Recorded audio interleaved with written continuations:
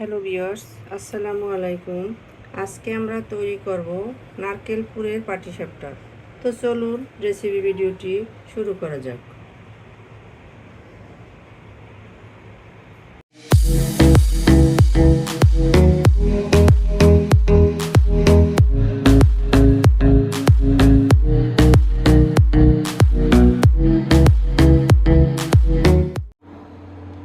এটা তৈরি করার জন্য শুরুতেই কিচেনে এসে চুলা একটা প্যান বসিয়ে দিয়েছি।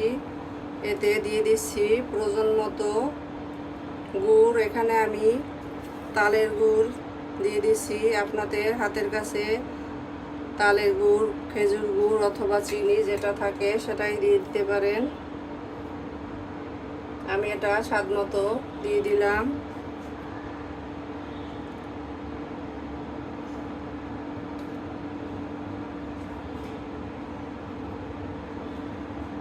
এর ভিতরে দিয়ে দিচ্ছি 2টা এলাচ থেতো করে আর 2 টুকরা দারুচিনি।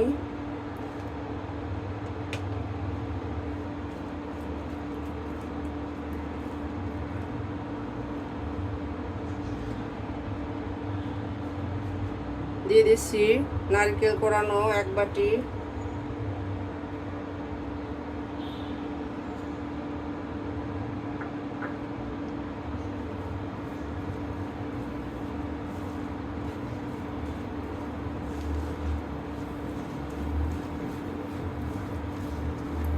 আমি এটা দিয়ে একটা পুর তৈরি করব।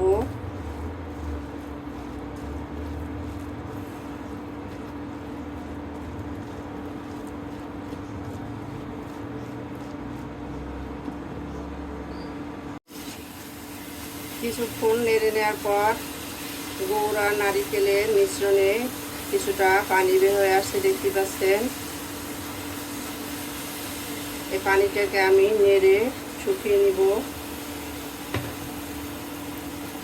এর ভিতরে দিয়ে দিচ্ছি কিছুটা ভাজা তিল। আপনাদের হাতের কাছে তিল থাকলে দিয়ে দিবেন, এতে করে ফ্লেভারটা টেস্টটা খুব ভালো আসবে। এখানে কাঁচা তিল দিলেও হবে, আমার কাছে ভাজা তিল ছিল তাই আমি ভাজাটাই দিয়ে দিলাম।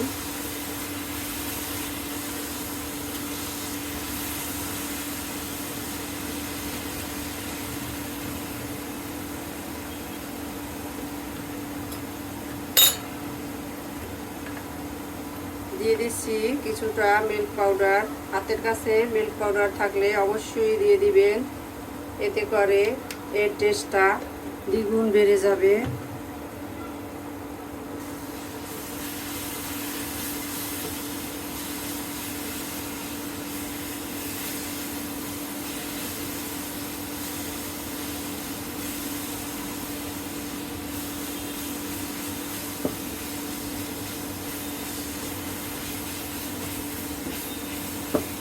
এটাকে আমি নেড়ে আরও কিছুটা শুকিয়ে নিব।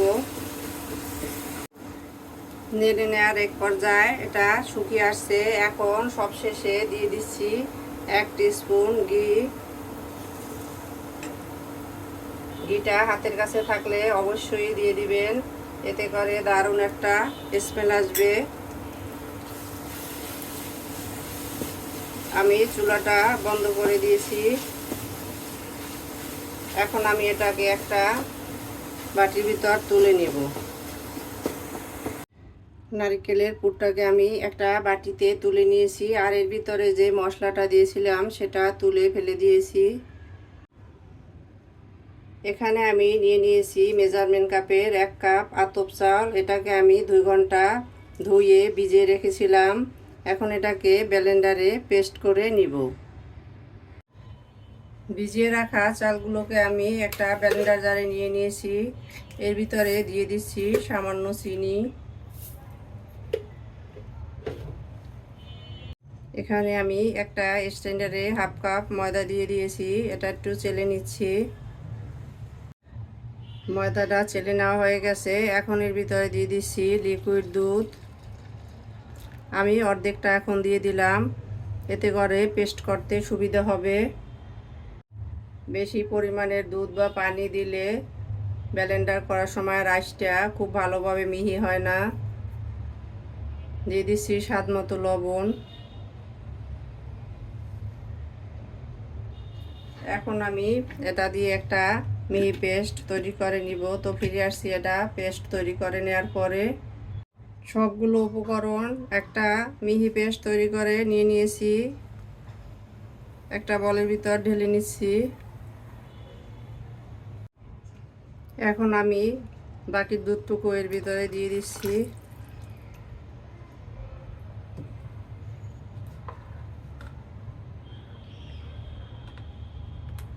নেড়ে ভালোভাবে মিশিয়ে নিব।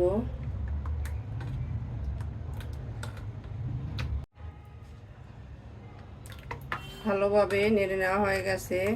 এটার ঘনত্বটা দেখে বুঝে নিতে হবে। এটা পরিমাপ বলার কিছুই নেই, দেখতে পাচ্ছেন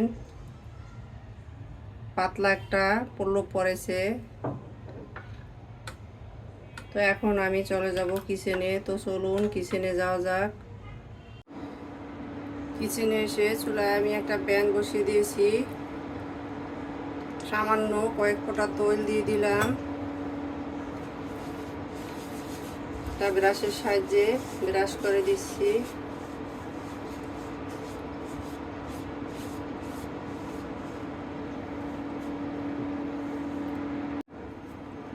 এক্সট্রা তৈরিটা আমি একটা টিস্যুর সাহায্যে মুছে দিচ্ছি।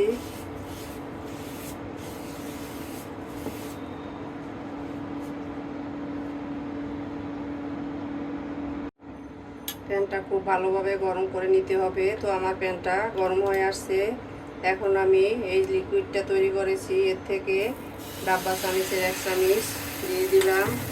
প্যানটাকে এভাবে ঘুরিয়ে একটা শীট তৈরি করে নিব। এখন আমি যে পুরটা তৈরি করেছিলাম এটা এক সাইড দিয়ে এভাবে দিয়ে দিব।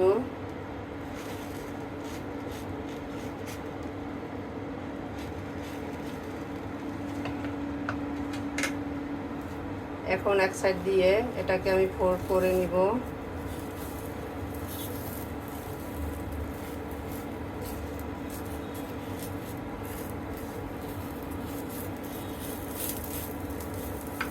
তো আমার একটা পিঠা তৈরি হয়ে গেছে, দেখতেই পাচ্ছেন। একইভাবে আমি সবগুলো পিঠা তৈরি করে ফিরে আসছি।